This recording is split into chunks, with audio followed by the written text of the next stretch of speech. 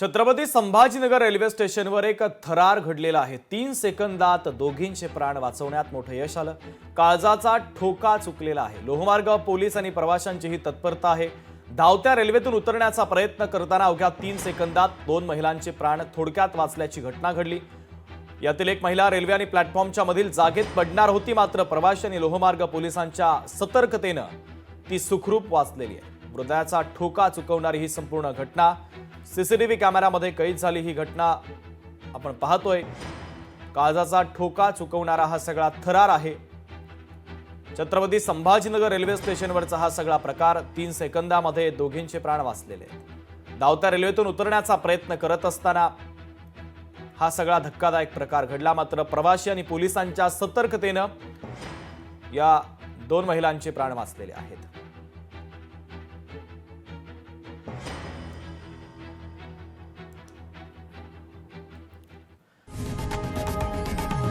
लोकशाही मराठी ऐका, पहा, जागरूक रहा।